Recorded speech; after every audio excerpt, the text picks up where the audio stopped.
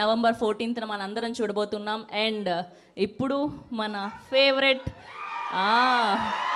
భల్లాల దేవా అండ్ ఈసారి ప్రమోటర్గా కాకుండా యాక్టర్గా కూడా కనిపించబోతున్నారు. వీఆర్ సో హ్యాపీ అండ్ చాలా ఇయర్స్ అయిపోయింది మిమ్మల్ని స్క్రీన్ మీద చూసి. And so happy to see you here sir. అందరికీ నమస్కారం, ఎలా ఉన్నారు? ఆహా, ఇదే కదా కావాలి, చాలా సంవత్సరాలు అయిపోయింది బయటకు వచ్చేలాగా. సో కాంతా ఏంటి చెప్పు, ఏదో అంటున్నావు తర్వాత. సో ఈరోజే పొద్దున్న కాంతా ట్రైలర్ రిలీజ్ అవ్వడం జరిగింది. అండ్ ఈ సినిమా కాలం అన్నది ఒత్తి సినిమానే రీక్రియేట్ చేయగలుగుతుంది. జై హో దా. ఓకే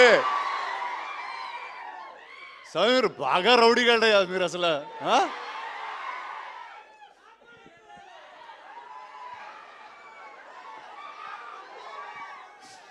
అరే ఒక్క నిమిషం మాట్లాడినరా?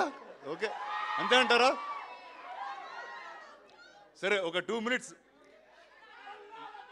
నేను చిన్నప్పుడు మెడ్రాస్ నుంచి హైదరాబాద్కి వచ్చినప్పుడు ఇక్కడ సినిమా ఇండస్ట్రీ లేదు, స్టూడియోలు లేవు, ఏమి లేవు, రాళ్ళు రప్పల మధ్యన వచ్చాం మేము. యాక్చువల్లీ ఏంట్రా మత్తులో మాట్లాడలేదురా, మామూలుగా మాట్లాడుతున్నాను రా రే.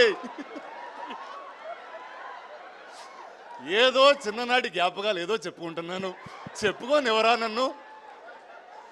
నేను ప్రిపేర్ అయ్యి బాగా వచ్చాను మీతో ఏదో మాట్లాడేద్దామని, అసలు ఆగనివ్వట్లేదు. ఓకే కానీ చెప్తాను. సో ఆ టైంలో ఇక్కడ అన్నపూర్ణ స్టూడియోస్, పద్మాలయ, రామానాయుడు స్టూడియోస్ ఇవన్నీ కడుతున్నప్పుడు వాళ్ళందరూ మాట్లాడుకునే ఏంటో తెలుసా? విజయవాణి స్టూడియోలో ఇలా జరిగిందంట, ఏవిఎం స్టూడియోలో ఇలా జరిగిందంట అని, ఇలా స్టార్స్ గురించి. అంటే ఇప్పుడైతే ఇంత పెద్ద మీడియా, సోషల్ మీడియా మీరు అందరూ ఉన్నారు, అప్పుడు స్టూడియో లోపల జరిగే విషయాలు చాలా తక్కువ మంది తెలిసాయి. బాలయ్య గారు కూడా అక్కడి నుంచి వచ్చారా నాతో పాటు. సో అలాంటి ఒక సెట్టింగ్లో సెల్వా నాకు ఒక కథ చెప్పడం జరిగింది. అండ్ చెప్పి చాలా సంవత్సరాలు అయింది కూడా. బట్ ఆ రోజు ఆ కథ విన్న వెంటనే ఖచ్చితంగా ఈ సినిమా చేయాలి, నేను ఏదో విధంగా ఈ సినిమా ముందుకు తీసుకెళ్ళాలన్నప్పుడు ఆ సినిమాకి ఎవరు కరెక్ట్ అంటే, నాకు తెలిసి ఇండియాలో ఎవరన్నా ఒక పీరియడ్ కథ రాయాలి అని అనుకుంటే కూడా మొట్టమొదటి వ్యక్తి అదిగో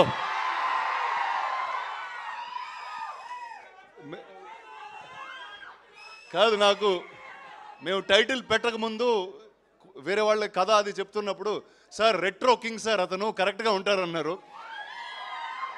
కానీ ఈ సినిమాలో మేము చెప్పాం ఖచ్చితంగా నవంబర్ 14 తర్వాత మీరందరూ ఇతన్ని నట చక్రవర్తి అని పిలుస్తారు.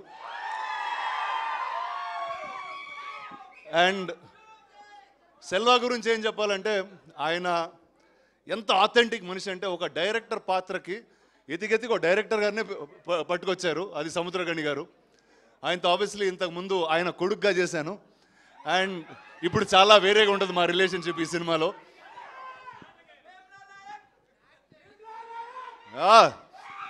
సో తర్వాత చివరు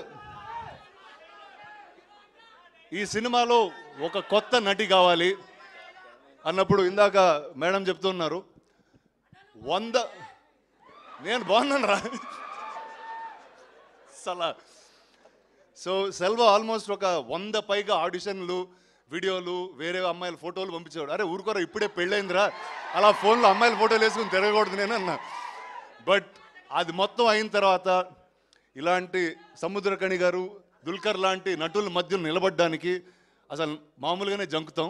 నేనేదో హైటు బేస్ వాయిస్ వేసుకుని లాగేస్తూ ఉంటాను కానీ, బట్ వాళ్ళిద్దరి మధ్యన అద్భుతంగా నుంచుంది భాగ్యశ్రీ. ఇందాక చెప్పినట్టు first madam sir correct. So ఆ మేడంని ఫస్ట్ పట్టింది మేమే, కానీ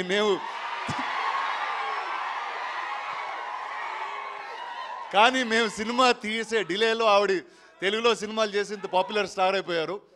so I don't have to say anything. Welcome again.